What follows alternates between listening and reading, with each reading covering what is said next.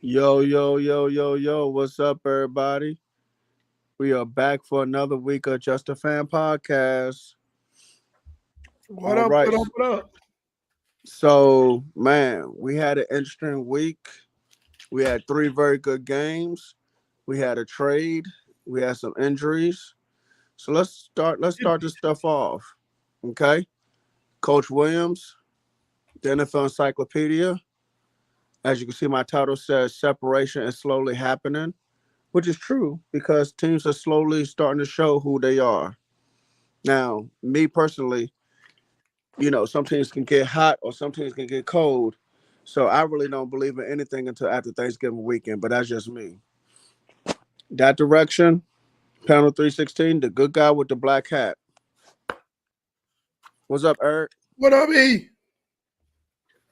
All right, so let's get into the first one, man. We had some injuries this weekend, man. It's been crazy. Ayuk, what was it, torn ACL and MCL, if I'm not mistaken. Mm-hmm. Deshaun Watson, his Achilles went snap. Um, Godwin. Godwin, what's his injury? He had dislocated ankle. Yeah, dislocated ankle. So yeah, some players went down. Of course, Ayuk is out for the season, and that's going to be a 9 to 12 month rehab.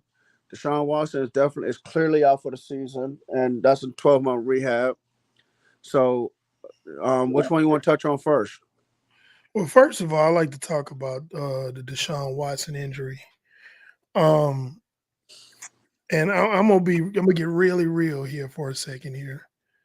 If you are a Cleveland Browns fan or any fan of any team for that matter, and you cheered when Deshaun Watson was laying on the field,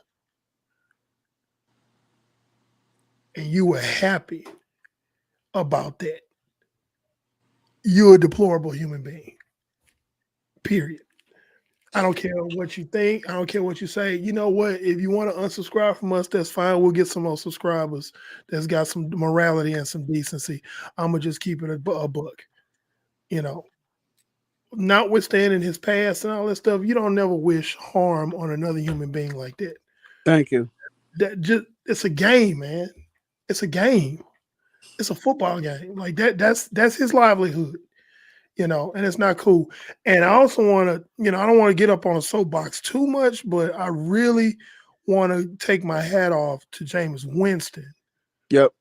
who in his post game press conference, talking to the press in the locker room, really came to the defense of Deshaun Watson, and he really ripped the fans that were you in your home stadium, you getting people cheering while you laying on the turf and you ain't got no Achilles no more. Your Achilles and snap, and they cheering. You know what I'm saying? That's not cool, man. That's teams I hate. That's teams I can't stand. Y'all all know I hate the Dallas Cowboys. But y'all remember a few seasons ago when Dak Prescott broke his ankle? Right. That wasn't cool. I was like, dang, man, I hope he all right. I hope he be okay. I know, like, he broke his ankle. No, man, that's classless, bro. It's That's really class, classless. It really is. and it's like the Cleveland.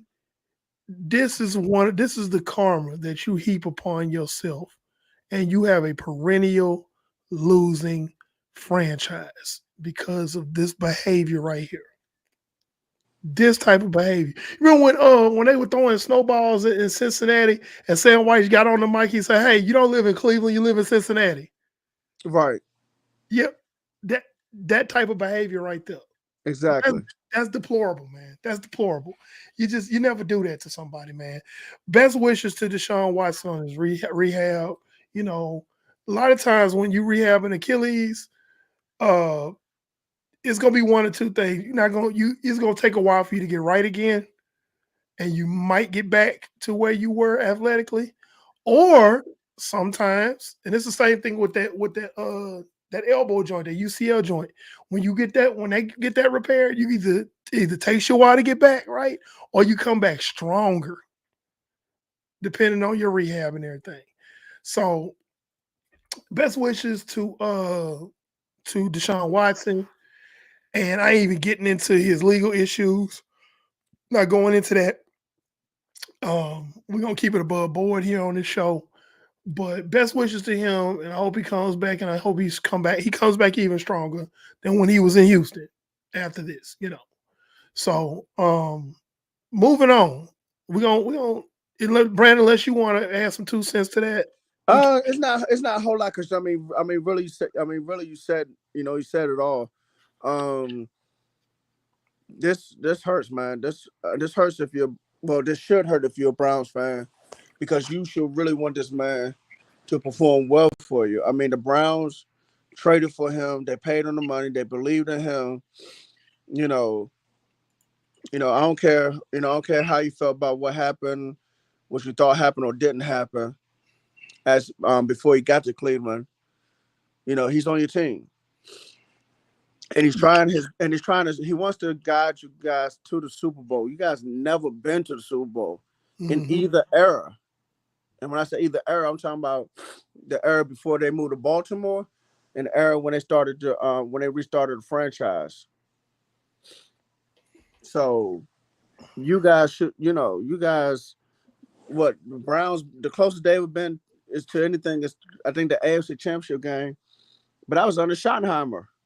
Mhm. That's back in the '80s. Yes, sir. That's a long time ago.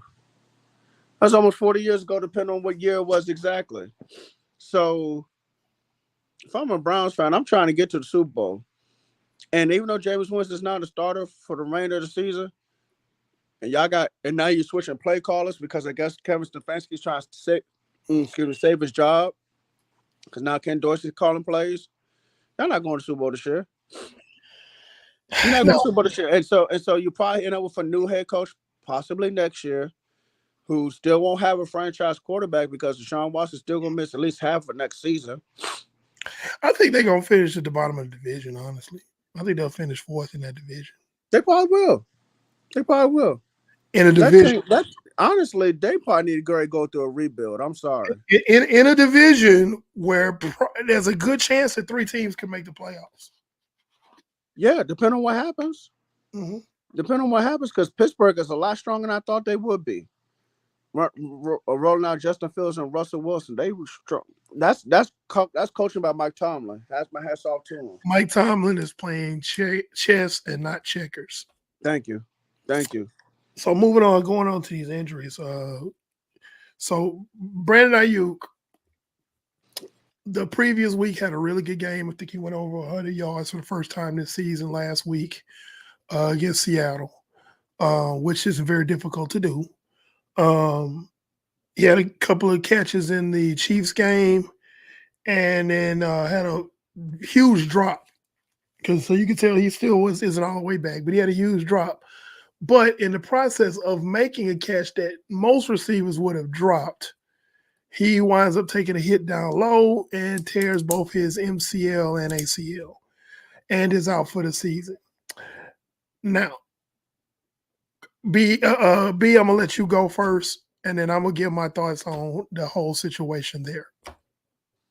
Man, that's a tough loss for San Francisco, man, because Ayuk is a fantastic receiver. Um, he was drafted the same year that CeeDee Lamb, Justin Jefferson, Jalen Rager, and a host of other receivers that came out, man. I mean, it was a ton of receivers that came out. Um, Obviously, looking back at it now, Dallas got it right with Lamb. San Francisco got it right with Ayuk. Minnesota got it right with Justin Jefferson.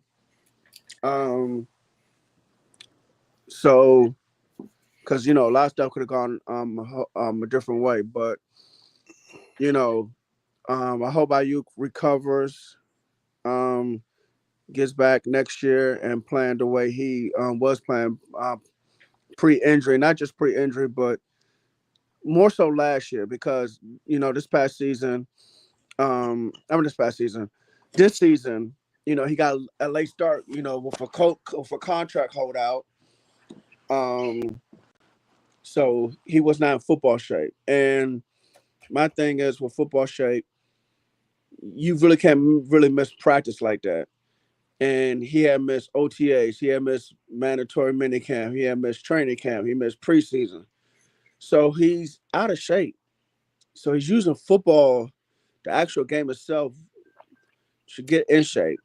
Yeah. And like you said, he had 100 yards against Seattle, which is not easy, which means he was getting there.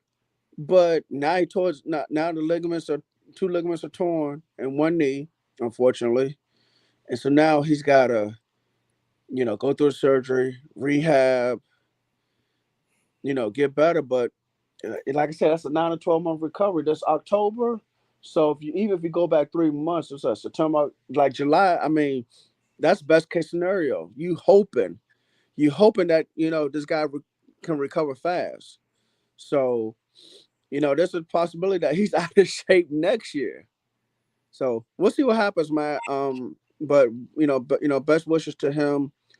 And San Francisco unfortunately been going through a lot of injuries this year, man. Really since the Super Bowl, because Greenlaw. I know I'm talking a lot, but Greenlaw went down in the Super Bowl. Debo is having pneumonia. Kittle's not 100%. McCaffrey should be back at some point. So it's a lot, man. But just your team, I'm gonna let you take the floor now.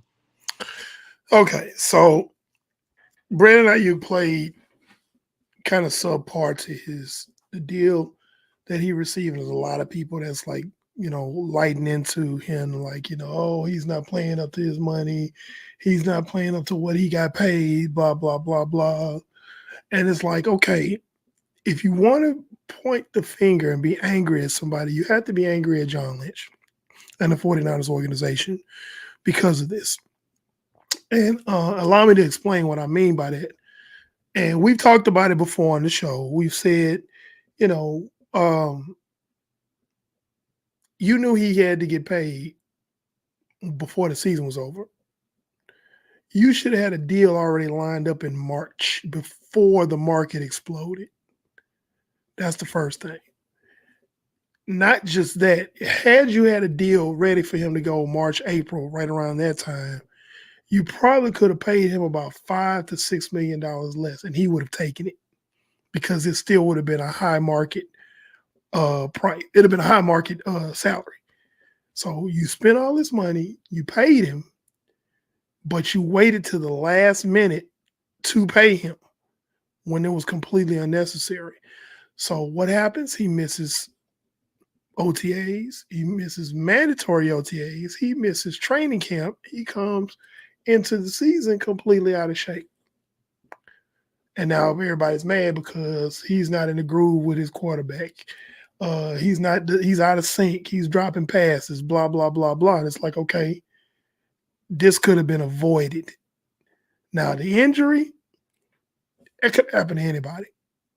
And for Niners fans, true Niners fans, you know what I mean when what I'm about to say is that this is 2020 all over again. And like I said, if you're a true Niners fan, you know exactly what I'm talking about. Where almost the entire roster was injured.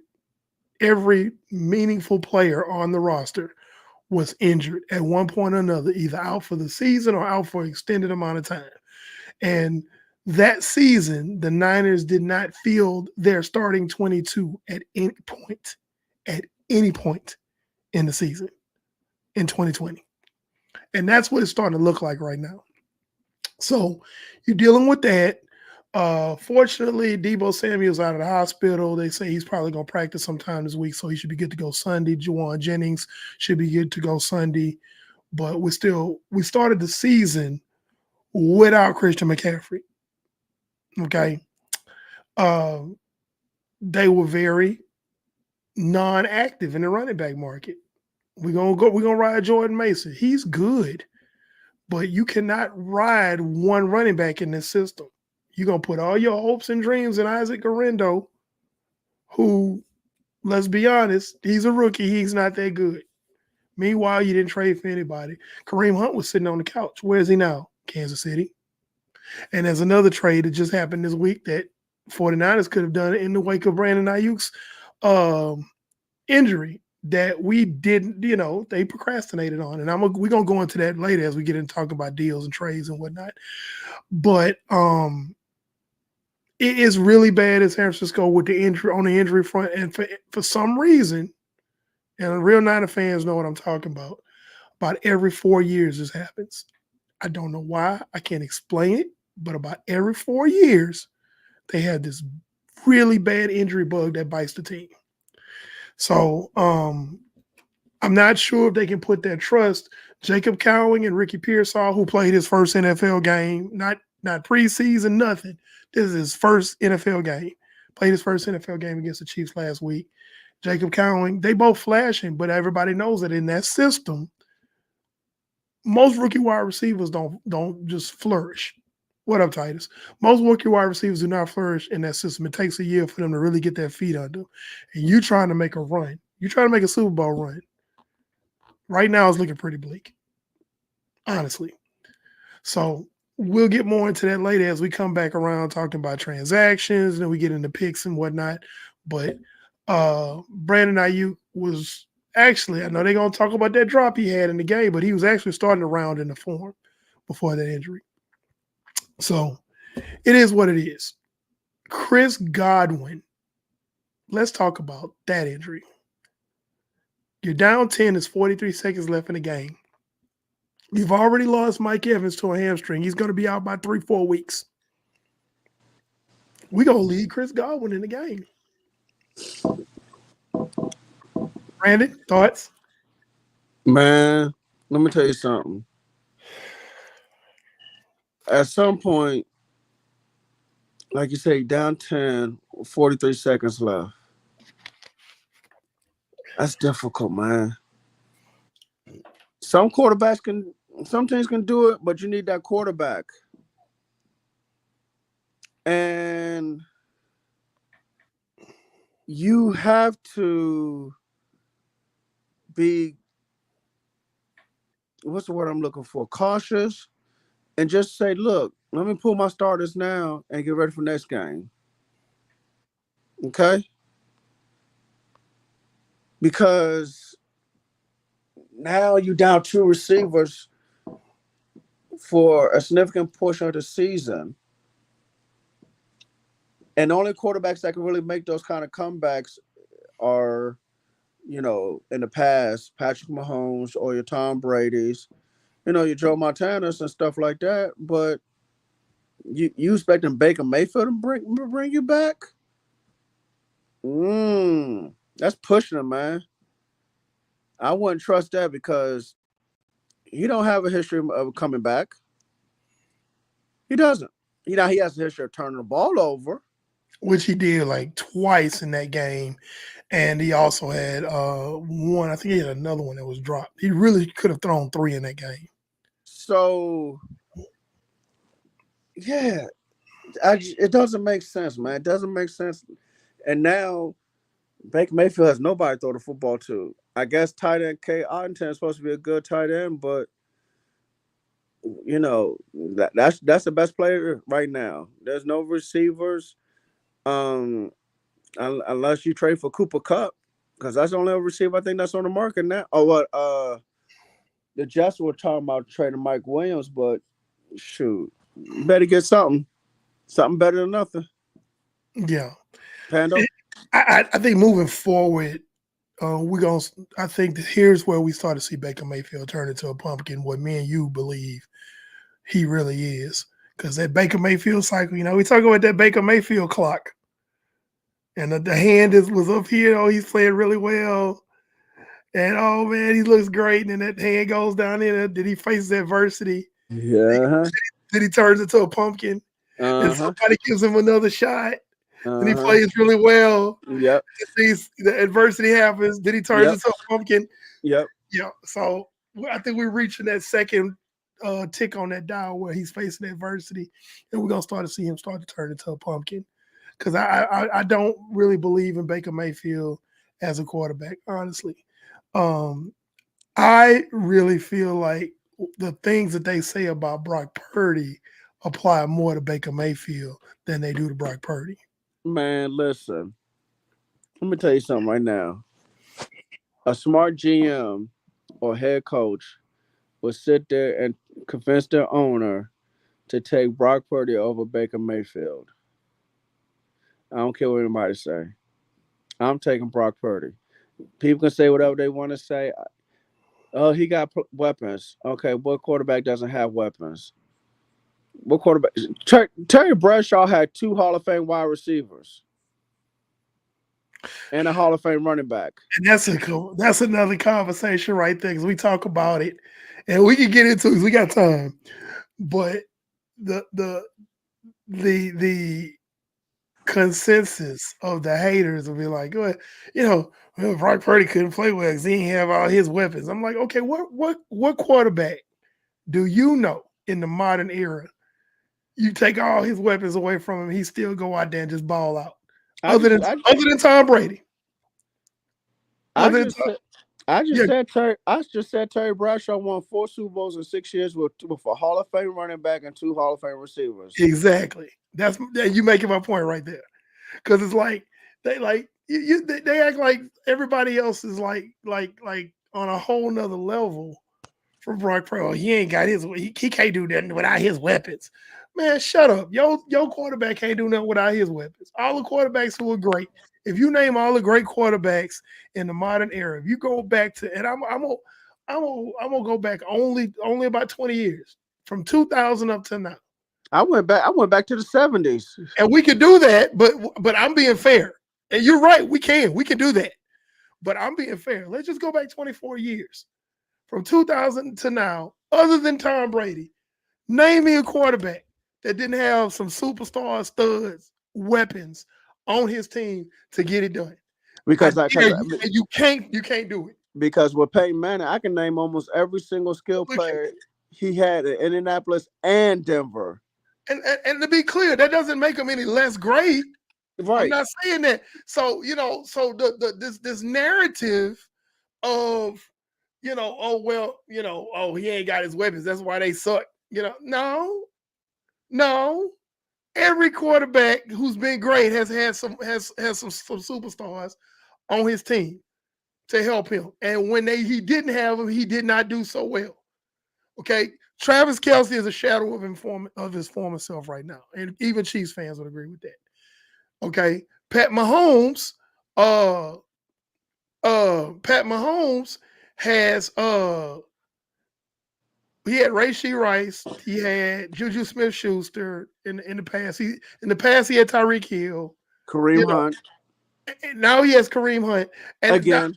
again, second stint. Okay. But and when I'm talking about, and when I to be clarified, because I saw what Titus put, I'm not talking about somebody who is a pro bowler. They don't have to be pro bowlers. They ain't got to be all pros, but they studs. They recognizable threats. Yeah, because Threats. he also had Deuce McAllister and Reggie Busher in the backfield. Hello, Jimmy Graham. All of Tight those end. guys, studs, studs. So like you not finna sit up here and try to push this narrative about well he's just good because he got a bunch of weapons around him, bro. Come on, man. Come on. Stop I that. know. I know. Stop it. I So know. but they you got guys like and I'm gonna call his name folks like Nick Wright and Colin Cowherd who keep moving the goalposts every time like somebody like Brock Purdy has a great game but will make excuses when Joe Burrow has a bad game and Jamar Chase over here, T. Higgins over here. At one What time they had Tyler Boyd. at one time you had Tyler Boyd, he has a One time bad you had Joe game. Mixon. Oh, but he's this and. You know, don't do that. Don't do that. That's double talk. That's hypocrisy. That's hypocrisy in sports journalism, and I'm sick of it. And and then you got the fans who don't know what they talking about. Oh, it's his scheme and da. That's what it. No, because you still have to work within the scheme. Yep. Period. I don't care how good the scheme is. You still have to work within the scheme. So I get tired of that. But Baker Mayfield is one of those quarterbacks that he's not going to do well without his players. Rightfully so, because most quarterbacks can't do that. But he's not even to me. He's like no Brady. No, he didn't. No, he didn't. No, he didn't. Because I'm gonna go back to the first couple of Super Bowls he had. Name his wide receivers. I dare you. They weren't great. You remember who the receiver that had the 11 catches in the Super Bowl? Nobody heard of him to that Super Bowl. What was his Dion name? Burks. Yeah, Deion Branch. Deion Branch wasn't special. Hey, listen, hey, listen, hey, listen, hey, listen. Dion Branch had got that big contract in Seattle and was never the same. Yeah. So no. I ain't talking about Brady when he had Randy Moss and Aaron Hernandez and Gronk. He got weapons later. Early in Brady's run, when he started getting into that GOAT status, he didn't have no dogs on his team. He has just some guys. They were just Now I decent. know. Now I remember the receiver's name, but that's just me. Yeah. Man, them guys were just decent. They were not superstars. They weren't. No, no, they weren't. No, actually, no, because really they made Troy Brown and David Givens and David Patton better than what they were. And If Eddie if Troy Brown, David Givens, and David Patton would have been somewhere else, they would not have been those kind of receivers. Brady was the exception to the rule. As you know, as much as a lot of people don't like him, don't like the Patriots and all that, he was the exception to the rule. All of your great quarterbacks had some significant weapons. They weren't what we call jags. Uh, But Titus, what I'm saying yeah, is you missing the point. You missing the point. Troy Brown. Okay, listen, he was there in the early 2000s. I'm trying to think of which team in the early 2000s had a good. Oh, the Rams. If Troy Brown was with the Rams, he would not have been. Starting, he would have been. He probably would have been like number 4 or 5 on the depth chart because you had Bruce, Holt, Hakeem, and Ricky Pro.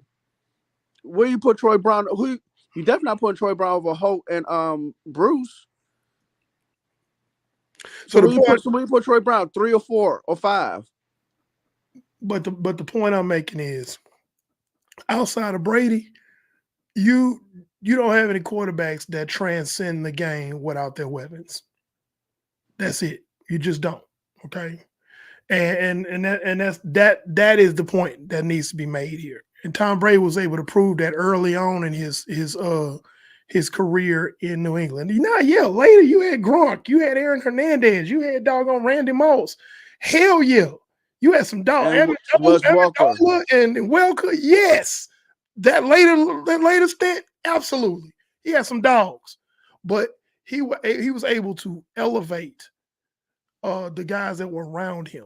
And I'm missing a receiver. I'm missing a slot receiver because you said Danny Amendola. Who's the other guy? It was Amendola and Welker, short white guys. Bill Belichick liked those guys. Yeah.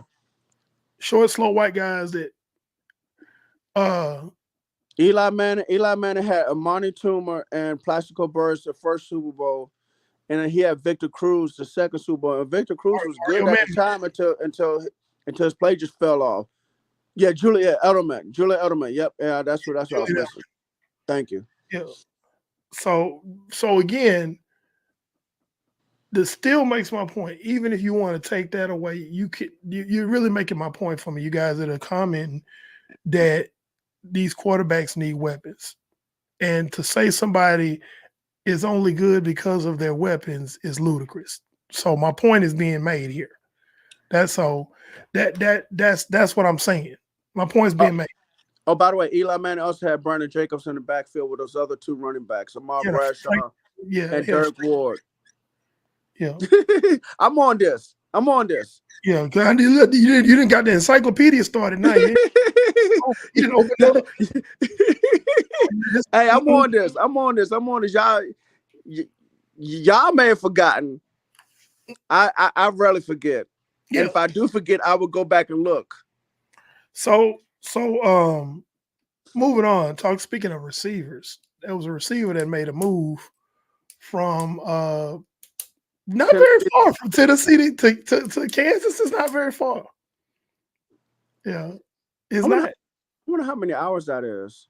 I don't know. I've never really been in that part of the country, but maybe once. But I've been in St. Louis. Yeah. Well, God bless you. God bless you, cuz.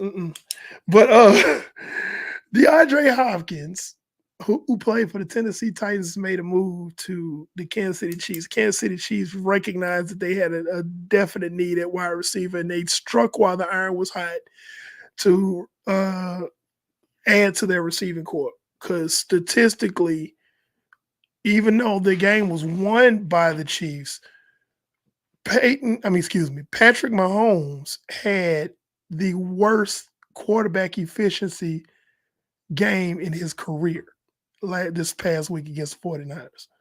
He was picked off what three times, two or three times. Uh, he a lot of balls were hitting the ground, broken up, and then Xavier Worthy left the game for a while. Juju Smith got injured.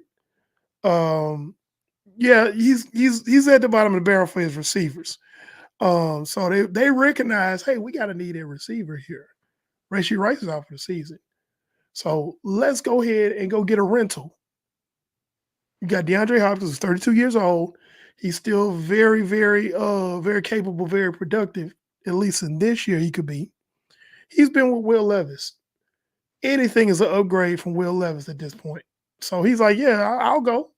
And the thing about it was, if I'm not mistaken, he was moved for, was it a fourth or a fifth, Brandon? I'm trying to remember. I think it's a fifth that can turn into a fourth. Conditional fifth. Yes, Yeah. conditional fifth. So Kansas City called Enterprise and got themselves a rental, man. They got Yeah. themselves a rental. His name is DeAndre Hopkins. And it was extremely smart Yeah. because that was a bargain basement pickup that could help your team this year because you're trying to make a push into the Super Bowl. You're undefeated. Even as bad as Mahomes has been playing this season, and people, I know people are gonna be like, oh, but he's Patrick Mahomes. Oh, Patrick Mahomes, great God, Patrick Mahomes. Stop it. Statistically, he's playing terrible this season. He's playing But, terrible. He's on my fantasy team now. I got to a point where I just quit starting him. So I and said, this dude is playing terrible. But I tell you what, that Kansas City Chiefs defense is something different. defense, thank you. That's what I was getting to. Steve The Spagnuolo can run a defense. defense. He need, Absolutely. he, hey, he needs to get into the Hall of Fame as a defensive coordinator. Yes. So Steve Spagnuolo has been really carrying the Kansas City Chiefs. Andy Reid's good play calling. They get them in and out of stuff, but the Chiefs defense the Chiefs are now they're now switching their identity from this high flying offense to almost a ground and pound defensive team. They're literally, watch this now, they're literally taking the identity that the 49ers had a couple of years ago. Run the ball, play defense, throw it when you need to. That's literally what they've become because of how good this defense is. And Now, I have a problem with it. I'll tell you what. The scary thing is you better hope Mahomes never get it together, because if he starts getting it together, which I'm sure he will at some point, and these guys slowly start getting healthy again, because I've already looked it up. Hollywood Browns gonna be back either towards the tail end of the season or some point in the playoffs, because Kansas City going to the playoffs. Okay, Mhm. unless Catastrophe happens. thank you. I was going to say the bottom falls out from underneath them. Kansas City going to the playoffs. Also, I think Juju gets healthy next month, if I'm not mistaken. I And know I he's think, not out very long. Yeah, he's not out very long. and then Pacheco, I think, gets healthy as well. So you're gonna have Pacheco and Hunt in the backfield. You're gonna have Nuke Hopkins, Xavier Worthy, Juju, and Hollywood Brown all healthy with Travis Kelsey. Now you tell me how you plan on defending all that, especially when Mahomes is back to his A game. I'll wait. And even if he isn't on his A game, the running game is going to be strong enough, and the defense is going to keep you from scoring and turning people over, whatnot. But I'm not here to praise the Chiefs, but I'm just here to tell the truth. But them striking while the iron is hot, realizing they had a need, and then realizing that once you get your other players back and add that player that you just had to what you already have, you're going to be virtually unstoppable. And Yeah, again, I'm going back again to the procrastination of John Lynch. You just lost Brandon Ayuk for the year. You have a relationship with the GM of the Tennessee Titans, Red Carthen was in the front office of the 49ers before he became the GM of the Titans. That's a relationship. You make a call. In business, you establish relationships so you can make it work to your advantage in the future. Okay, you going over here to this company now, but we still know each other. We still have a relationship. Pick up the phone. Hey man, what do y'all want for DeAndre Hopkins? We'll take a conditional fourth that turns into a fifth. Okay, well, I tell you what, how about I give y'all a fourth that turns into a third, provided he makes these benchmarks. And here's the thing: since the 49ers have drafted Fred Warner, they haven't been very successful in the third round. So that's a pick they could give away for the chance to still be relevant in your division and then later on the conference. You know, so yeah, I think the Chiefs are doing it the right way. I can't stand them, but they're doing it the right way, and I can't knock that. I can't take away from that or poo-poo that in any way because they're handling business the way business should be handled. You know you had a need, you took care of that need. Let's move on. You're muted. Sorry about that. Sorry about that, ladies and gentlemen, boys and girls, children of all ages. We had three good games this past week, man. Um, Green Bay versus Houston, Detroit versus Minnesota, and San Francisco versus Kansas City. But I think we kind of touched on that one. So let's go to Houston and Green Bay, man. That was a crazy, crazy game. And listen, as a fantasy football person, my feelings are hurt because CJ Stroud was at quarterback, and I had Stephon Diggs and Tank Dell, man, and that just hurt my feelings, man. That hurt my feelings, man. What do you think? Talk to me. What happened in that game? Well, number one, we can't forget about the Packers defense being as good as it is. It's not a household name defense, but it's a very good defense to be able to kind of hold down Houston. Not stop them, not shut them down, but hold them down. Because again, Joe Mixon still was eating in that game. Um, and yes, I'm getting to that. Bad coaching at the end of the game is what cost them that game, along with a lot of questionable calls that were made by the officials. And I don't even want to get. We could do a whole show on bad officiating in football from the high This season, this season, yes. from high school to college to professional ranks. The officiating has been horrific. Okay, but I'm not going to go off on. I'm not get my soapbox about that. I'm not going to do that. But at the end of the game, Houston's driving. They know that a field goal could take the lead. They got ultra conservative in the red zone. They ran it twice, I believe, with Joe Mixon. I want to say three times. No, yeah, they ran twice, and then they went for kicking the field goal. In my mind, you have to go ahead and put the ball in the hands of your best player. As great as Joe Mixon is, and as much as he was eating that day, your best players on offense is CJ Stroud. You had to design a play that gives him the option to use his arm and or his legs. You got to try to put the ball in the box, as some players would say, instead of just being uber conservative and going for that field goal. That does not diminish in any way what I think about the Houston Texans organization. They just added Devin White this week. And I'm like, y'all really getting on my nerves because y'all just adding all these pieces. Y'all putting together Hey, listen, damn listen. Avengers. Okay. Their depth chart is stacked at almost every single Yes. position, man. Yes. Matter of fact, honestly, let me say this. I'm sorry to cut you off. If I'm Houston, because I don't know who the backup quarterback is, I'll bring in Ryan Tannehill. Say, look, man, would you be a backup? Because if something happened to CJ Stroud, God forbid, you want to at least be able to keep this thing afloat. Yeah. Yeah. But I mean, they're really they let Cam Akers go back to Minnesota a couple of weeks ago, and I'm just like, y'all really feel that comfortable that way y'all could just let this guy go who's a dynamic running back. But Houston has a loaded roster. And them taking that loss to the Packers does not diminish my thoughts on them one iota. I still feel like they're going to be a problem for the AFC. not just the not just the AFC South, but the AFC. Um, and I think that's just so I'm gonna count that as a one-off in coaching decision by D'Amico Ryans. And Yep. I don't think that's gonna happen again. You if it does happen again, it's a problem, but I don't think it will. I don't think it will. So, but yeah, that's Houston and the Packers, and then we had what we Lions and Vikings. Lions and Vikings. Now that was a crazy game, man, because Brian Floyd's defense been on fire all season long. They are very good, but what impressed me more was how well Ben Johnson was able to circumvent that defense. That Exactly. that was what was impressive to me. How the Lions were able, because the Vikings defense had they put the Niners in a blender, albeit with people missing. They put the Texans offense in a blender, and along come the Lions. It's like we don't care.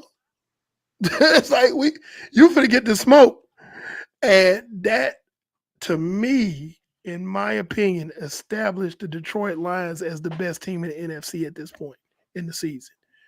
Like, I mean, I was like, wow, because honestly, look at it. We were talking about the Vikings were the best team in the NFC. Well, guess what? You just can't got bumped off in your backyard, mind you. That's a very difficult building to play in. The Lions went to Minneapolis, Minnesota, and beat the Yep. Vikings, Yep. which means they have the ability, because you know how tough the Lions are at home. Yes. They have the ability to sweep the Vikings if they don't get it together. And this is without Aiden Hutchinson. They did this without Aiden Hutchinson. I was thoroughly impressed with what the Lions did. And Yes. they're, And they're the class of the conference right now. they the class of the conference. Until somebody knocks them off, they're the class of the conference. And right now, you probably smart right now if you trying to say, hey, they're gonna end up going to the Super Bowl representing the NFC. I mean, they beat Minnesota. I mean they better than Green Bay. San Francisco's banged up. Um, Washington is nowhere near there yet. No one in the NFC South is there yet. I mean, this is for Detroit to take. This Yeah. for Detroit. This is their conference to lose at this point. Yeah. So if they can stay healthy, past losing Aiden Hutchinson, if they can stay healthy and keep making good decisions with the coaching staff and just keep pounding the ball and playing some decent defense, they can really put it on some teams, you know. Um, which leads me to, since we're talking about that, leads me to our top five. We have our top five segment of the week. Going into week 8, our top fives, and we do it snake style. Um, let me see. Brandon, I believe you're first. So your number 5 team. Number 5. Give me a second, okay? Cause I have put it down. I can tell you last week you had the Ravens. Last week I had the Ravens. Mm-hmm. Okay, number 5. Shoot. Damn it. I just saw it too. Hold on, give me a second, cause I wrote it down. Oh, number 5, I have Houston. Houston Texans at number 5. Number 5, Houston Texans. Trent, I know they lost to Green Bay, man, but um I still feel like they're a top 5 team, man. I'm putting that loss. I'm giving that loss to asterisk, man. That's what I'm doing. So right now they number 5. okay. Um, Tristan has the Green Bay Packers at number 5. I don't think I have them in my top 5. I don't either. I respect them what they're doing right now, especially with the addition of Robert Saleh as a defensive consultant. But I don't have them in my top 5. They're in my top 10, but they're not in my top 5. Okay, hold on real quick. On my end, and hopefully this not affecting the fans, the viewers, but your screen is black, and I don't know if it's because is it just me or is it the fans? I don't know the fans. Hey, everyone in the chat box, let me know if Pando's screen is black or is it just me. Well, on my TV, can y'all hear me? Can you hear me? Yeah, I can hear you. Okay, so on my TV, I'm frozen, Oh, so y'all frozen. Okay, so but I mean I'm talking, so I don't know what that's about. okay, yes, everybody's saying it's just me then. So I don't know what's going on my end then. Okay, so Tristan has the Green Bay Packers. For my number five, I agree with Brandon. I have the Houston Texans as my number five team. Um, I believe that that was just a minor setback. I think they're gonna roll almost the entire season, the rest of the season, provided they don't have injuries, because this is 2020 all over again. I'm serious with these I injuries. I hope real quick, Joseph is saying that you're frozen. Now I can still hear you. Um I guess as long as I guess as long as everybody can still hear you, man, I guess we can just still rock with it. You just can't see. Well, I can't see you. Okay, but you can hear me. I can hear you, and you can, and obviously you can hear me because you're responding. Yes, I can hear and see you. Yeah. Titus said E is frozen, but sound is good. Okay. Joe said I can hear also. So yeah, I don't know what's going on. That I feel like this is on Streamyard. StreamYard gives us problems a lot. I'm Yeah, gonna they be do. okay. Moving on. So Steve has the Baltimore Ravens as his number five team, Okay. and he's. I think I know why he's doing that. I don't quite get why he has them so low, because he had them at number seven last week. I mean, excuse me, number five last week, week seven. He had them as a number five team, but after such a convincing win, I just really think they deserve to be ranked a little bit higher. All right. Uh, So now, hey, just real quick update. I can see you now. On Streamyard. I mean, on well, whatever. okay, well, we're gonna get back at it. So let's see. So we stopped with Steve with the Ravens. So it's back on you, number four. Number four, I have the Minnesota Vikings. I think they took a slight step back. With the loss of Detroit. Um, I still see them winning a ton of games. For the remainder of the season, but they're gonna have to. They need to try to split with Detroit, and they need. And I don't know if they play Green Bay yet, but um, for Green Bay, they should at least try to split, if not win both games, because you want to establish yourself at least at the minimum the second best team in the division, because Detroit is Detroit right now, Hmm. and they showed it. Okay, so Tristan has the Texans at number four, which doesn't make sense because he has the Packers at five, and the Packers just beat the Texans. But that's what Tristan does. Tristan gives us his top five and is not here to explain it. That's what he does. Hmm. That's what he. Hmm. And well, I'm gonna keep my mouth shut. So anyway, go ahead. I have the Ravens as my number four team.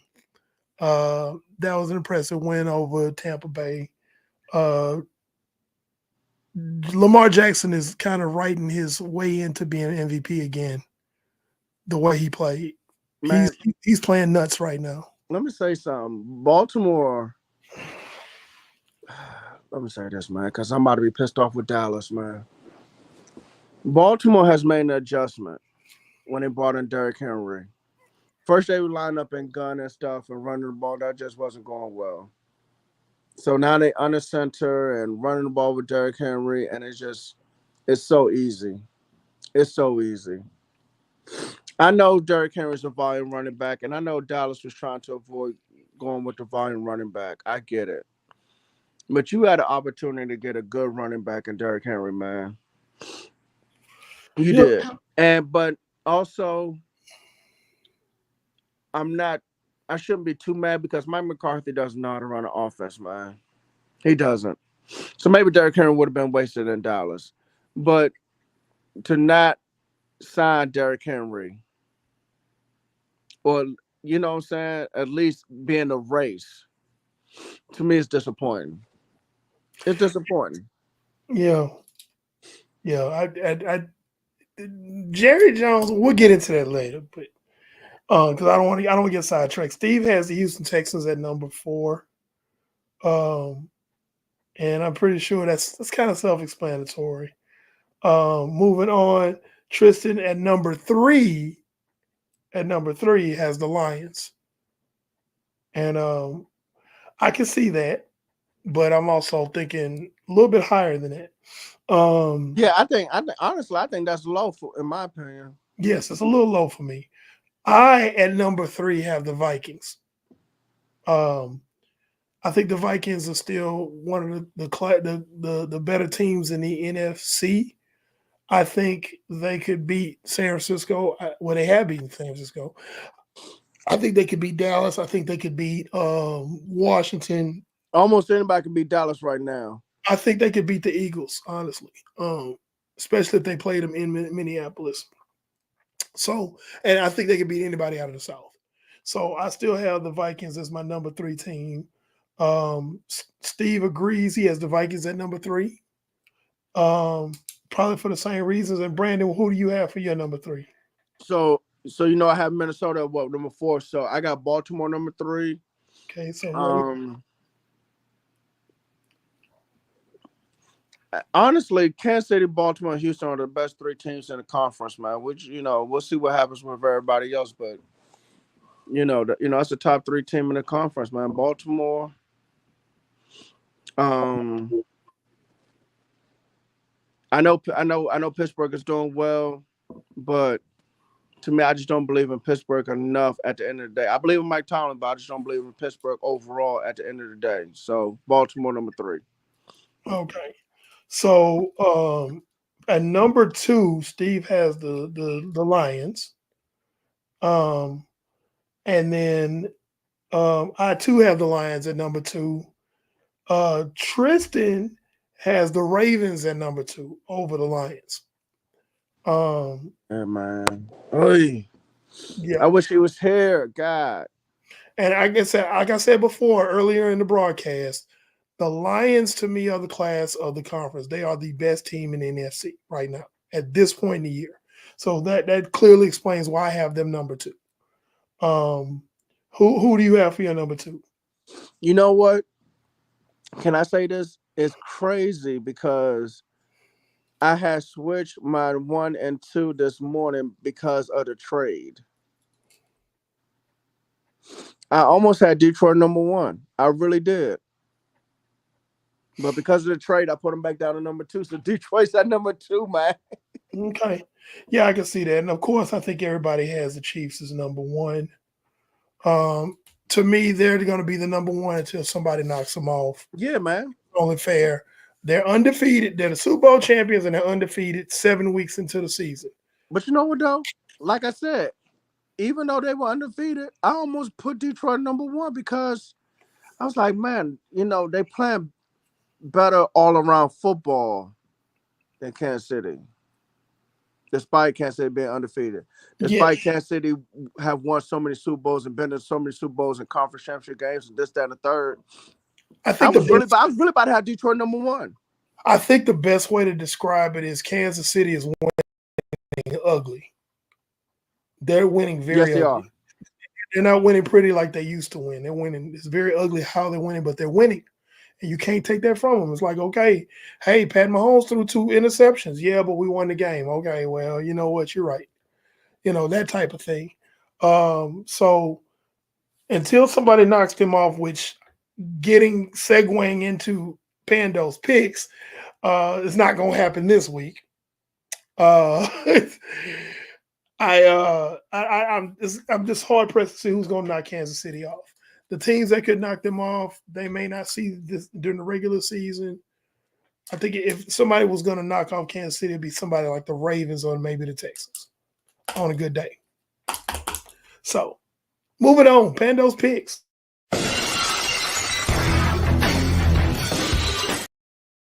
All right.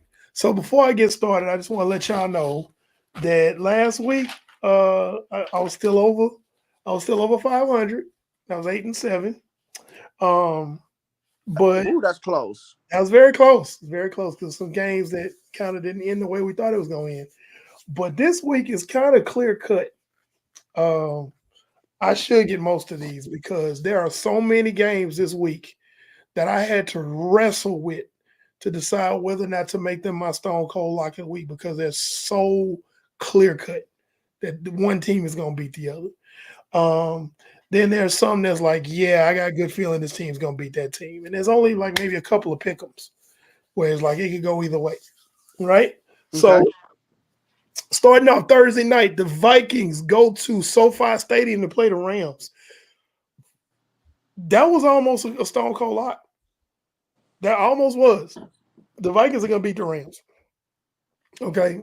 They're going to be salty behind that loss they took to the Lions. Yep. And the Rams are going to be the whipping boy for the Vikings. I think the Vikings are going to go nuts on the Rams. So, yeah, give me the Vikings over the Rams. Moving on. Packers over the Jaguars. And it's not even close. It's not even close. This is one that was almost a stone cold lock. The Packers are just so much better of a team and they're so much better coached than the Jaguars, and they have so much more of a better roster than the Jaguars. It doesn't matter if the Jaguars are at home. It really doesn't matter. The Packers are going to go in there and they're going to win this game, and Yes. probably by more than one score.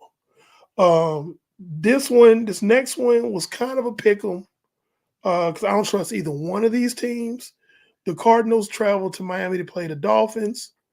Um, from what we're understanding, is Tua Tagovailoa may be playing this game, so that should be interesting.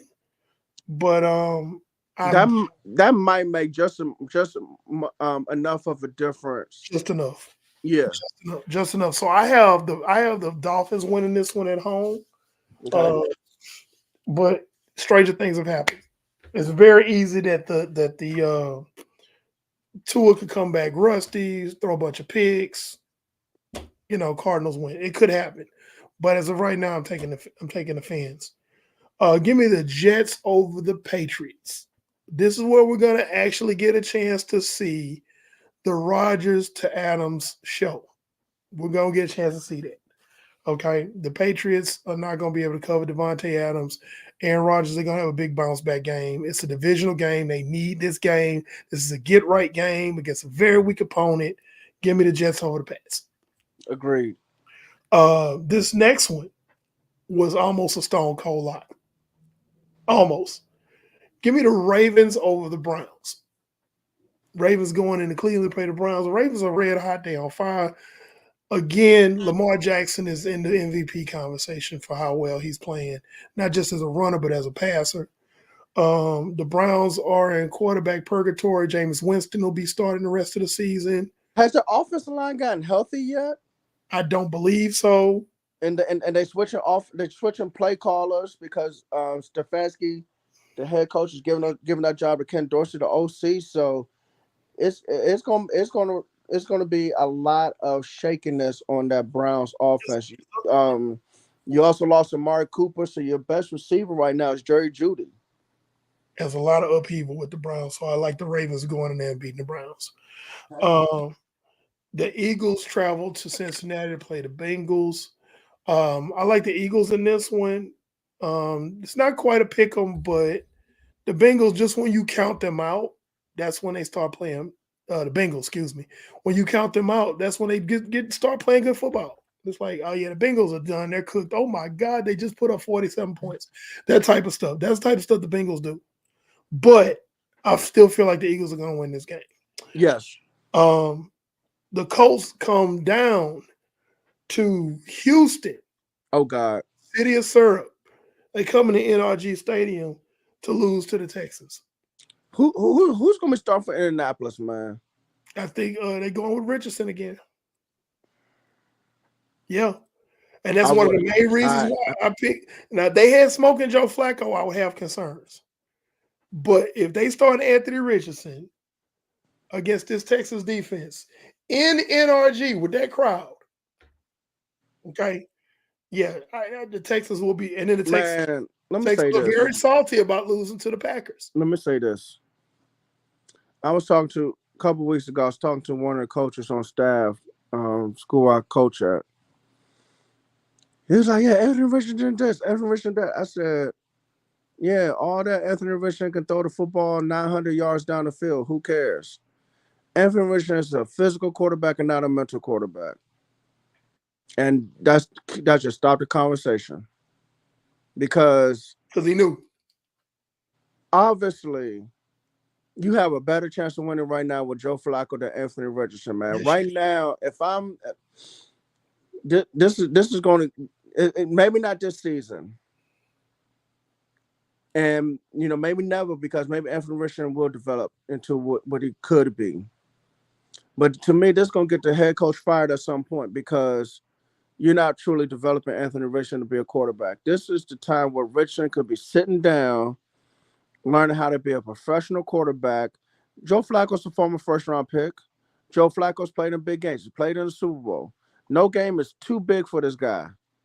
Teach him how to teach. Joe Flacco could be teaching Anthony Richardson how to be a professional and how to be a true quarterback, a true pocket passing quarterback. You know what I'm saying? And I feel like Richardson's career is gonna be wasted because everybody keeps saying, well, he can throw the football 900 yards down the field. He can out physical everybody. Yeah, you keep out physical everybody, but he's been hurt last year. He's been hurt this year. How many times you gonna keep asking him to run through people? Same thing happened to Cam Newton, body broke down. Same thing happened to Ben Roethlisberger, body broke down. I'm still waiting on Josh Allen's body to break down for real, for real. But time has been on the side so far, but time runs out eventually. Go ahead. yeah. So I got the Texans beating the Colts. Um, Next game, the Titans traveled to Detroit. Oh God. This was almost another Stone Cold lot. The Lions are on the road. I don't see anything that the Titans have that can stop that machine right now. This is like that assembly line in the Ford company when they was building the cars. That's how the Lions are playing right now. They're playing on that level, um, and that they gonna go in there and probably dog walk Tennessee. Yeah, because Uh, right now Tennessee is. Trash, trash, trash, trash, trash, trash, trash, trash, trash, trash, trash, trash, trash. I am trash. Yeah, because my question is, who's Will Levis going to throw the football to now? Because DeAndre Hopkins in Kansas City. And Traylon, Traylon, you know, okay, whatever. Traylon Burks hasn't done nothing yet, so whatever. yeah. So You might as well line me up a wide receiver. I'm good for a couple of downs. Hey. Um, give me the Falcons over the Buccaneers. The Buccaneers are decimated receiver. I think we're gonna see the downfall of Baker Mayfield, and the Falcons they starting to feel themselves again. Hey, man, listen, Baker Mayfield got to throw it into that secondary, Justin Simmons, Jesse Bates, and AJ Terrell. We're gonna see Good some luck to you. Baker gonna be baking turnovers. I really feel Man, like listen, hey, he's gonna throw listen, at least hey, one in that game. hey, listen, man. I'm about to pencil him down for about 2 or 3 turnovers this game. I wasn't gonna go that high, but he's definitely gonna turn over once. So give me the Falcons over the Bucks. Give me the Chargers over the Saints. And this is only because, again, this is one of these teams where they are so banged up. They are so depleted by injury. Alvin Kamara's been out there playing with a broken hand. And they just extended him, which was a smart move financially because it pushes some money down the road and creates some cap space for them. But but also I think Spencer Rattler's still starting for the Saints. and that's another problem.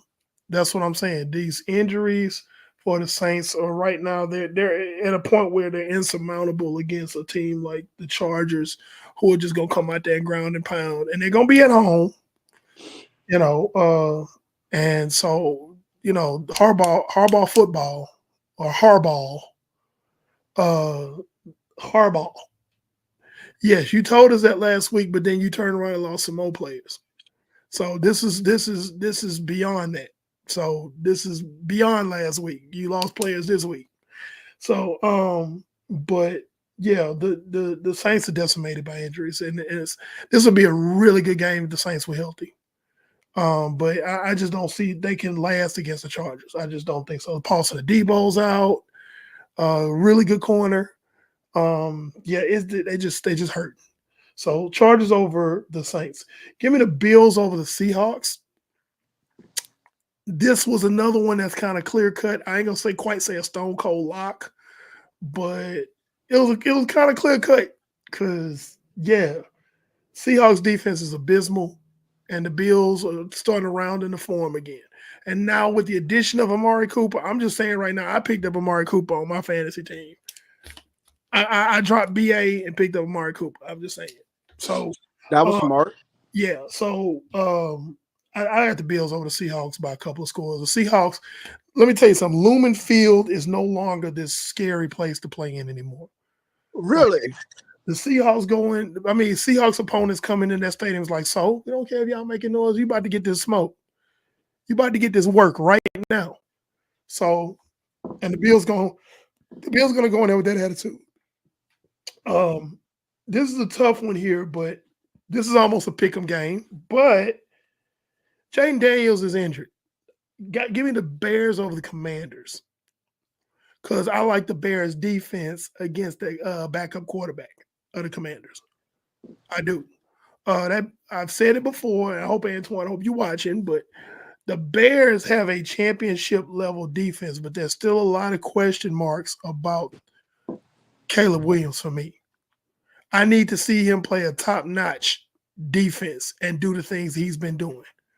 You know, he's been playing well against bad defenses, and he's going to see another bad defense in the Commanders on this Sunday.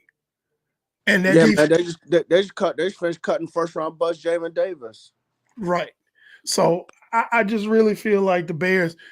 Caleb Williams gonna have a really good game. People gonna lose their mind thinking he is the next great hope, and it's like he's still playing a bad defense. But the Bears defense is like they a problem. They are truly a problem, and I think they're gonna give the backup quarterback in Washington Fitz. So give me the Bears over the Commanders.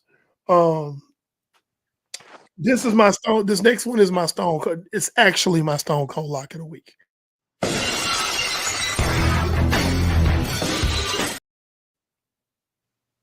All right.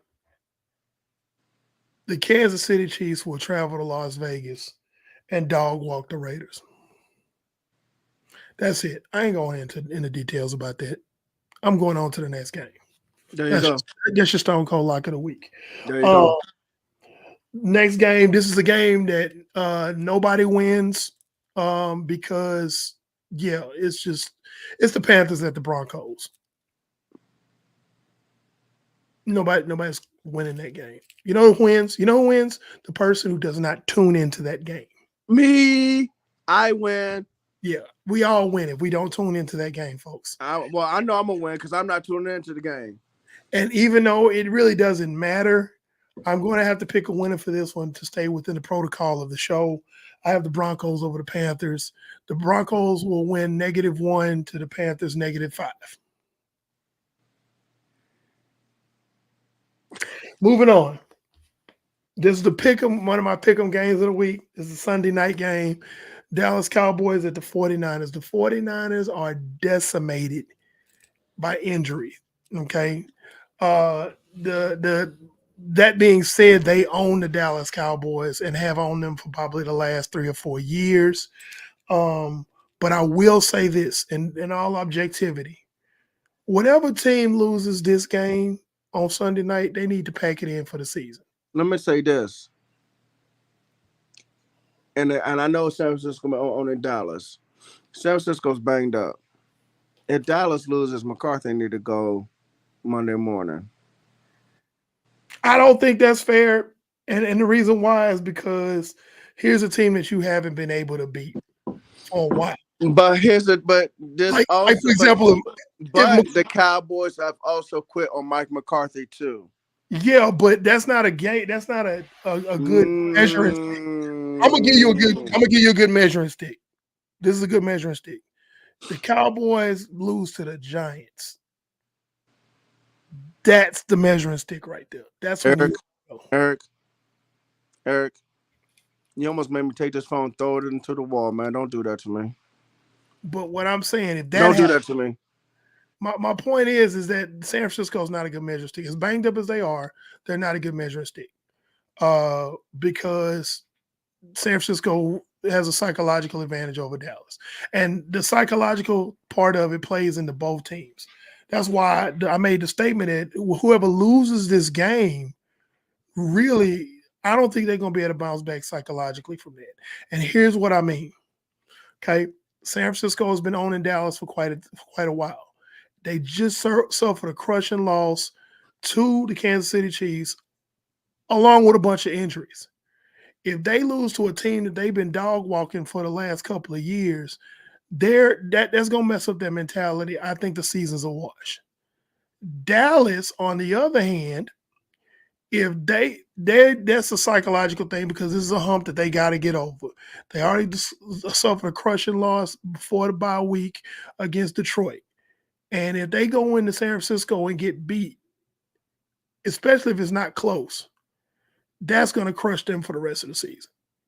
So I just either team is going to be mentally crushed if they lose this game. So that's why I'm feeling like whatever team loses this game, they're going to be out of it for the rest of the season. And that, San Francisco has reinforcements coming back after, because San Francisco has a bye after this game. Christian McCaffrey's coming back after the bye. Okay. It's been reported he's coming back after the bye week. Dre Greenlaw will be coming along a little bit later. Talanoa Fungo will be off of IR a little bit later. Yes, the reinforcements are coming, but the only thing San Francisco can do is if they lose this game is just pray to God these other teams in the division lose because they can't fall 2-3 games behind these other teams. Why? Because they lost to these division teams. San Francisco currently has a 1-2 division record, which is unheard of.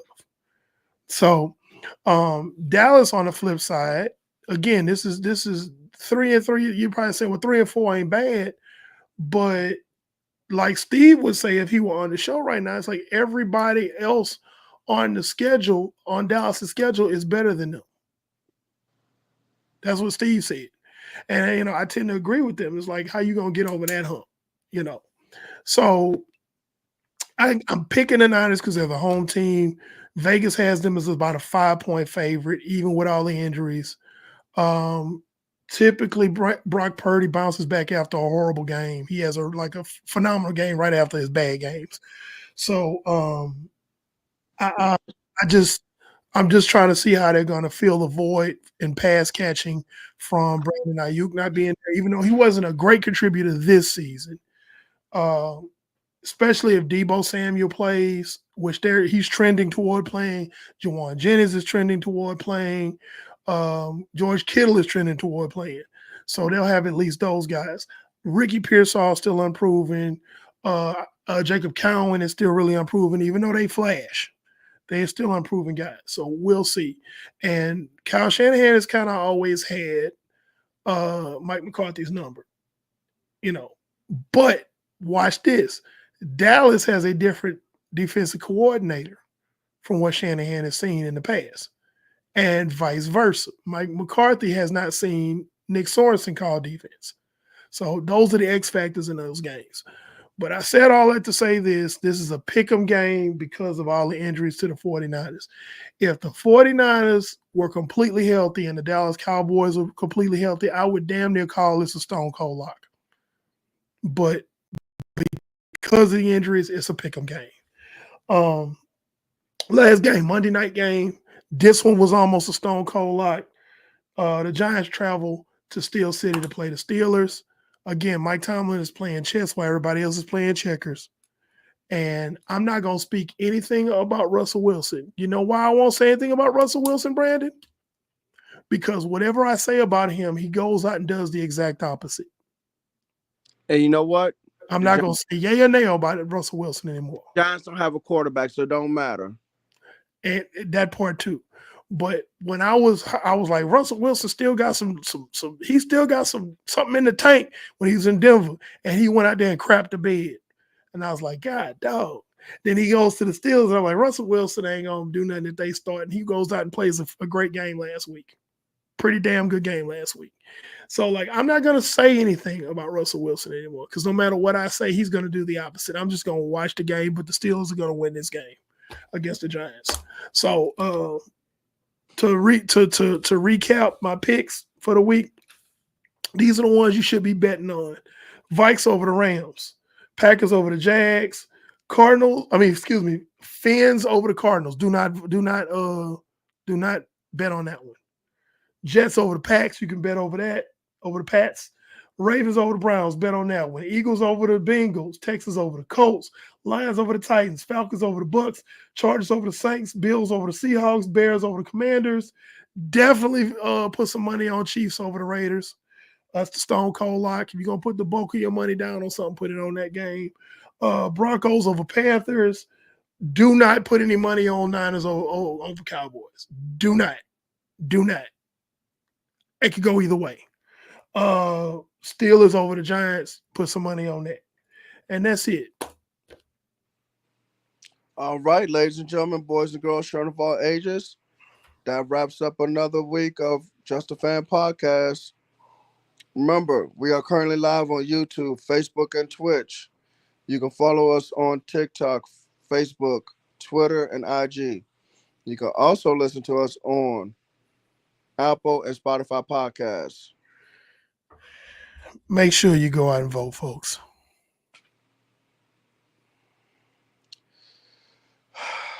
That direction. Panel 316, the good guy with the black hat. I'm Coach Williams, the NFL Encyclopedia, as I showed you all again earlier this show. Peace out.